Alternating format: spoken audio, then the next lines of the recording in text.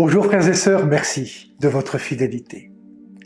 L'entretien entre Nicodème et Jésus se poursuit dans un climat de recherche et de mystère. Combien de Nicodème aujourd'hui lui ressemblent, chercheurs, enseignants, soignants, étudiants, parents, croyants, de tradition ou personnes éloignées de l'Église, qui sentent qu'il manque quelque chose à leur vie sans encore savoir mettre un nom sur cette soif. Sur les réseaux sociaux, dans les podcasts, dans les rencontres du quotidien, beaucoup expriment leurs questions sur le sens de la vie, la mort, le mal, l'avenir de la planète, mais n'osent pas toujours dire qu'au fond, ils cherchent Dieu.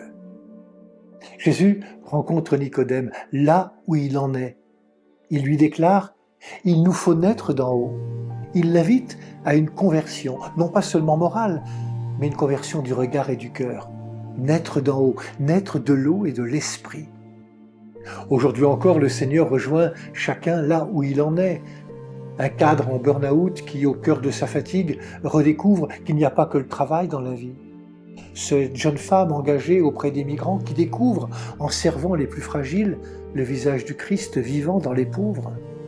Cet adolescent qui, au milieu de ses doutes et de ses questions, fait l'expérience d'une rencontre personnelle avec Jésus lors d'un rassemblement de jeunes. Naître de l'eau et de l'esprit, dit Jésus. Cette révélation dépasse les capacités humaines. Seul le souffle de l'esprit pourra peu à peu ouvrir nos intelligences et nos cœurs à cette lumière venue d'en haut. Dans un monde saturé d'informations, d'images, d'analyses, nous faisons nous aussi l'expérience que la foi n'est pas qu'une idée ou un système de pensée, mais un don. C'est l'esprit qui, dans le secret, travaille la conscience de cette mère de famille qui choisit de pardonner une trahison, de ce soignant qui refuse de réduire le malade à un dossier, de ce responsable politique ou économique qui, touché par l'Évangile, s'efforce de chercher le bien commun plutôt que son intérêt personnel.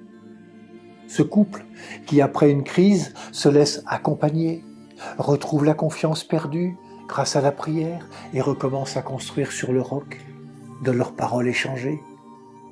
Cette vie nouvelle, nous sommes appelés à la faire grandir en nous et à en témoigner par notre manière d'être. Dans une société marquée par la peur de l'avenir, les fractures sociales, les crises écologiques et les guerres, le témoignage chrétien prend souvent la forme de petites lumières. Un temps d'écoute offert à une personne isolée, une communauté qui ouvre ses portes aux plus pauvres, une paroisse qui s'engage pour la sauvegarde de la création, des chrétiens qui osent parler de leur foi avec simplicité sur Internet, au travail ou au lycée.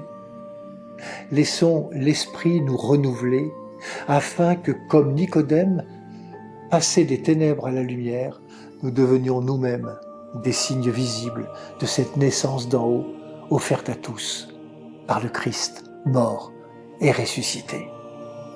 Bonne journée à toutes et à tous. Prenez bien soin de vous et des autres.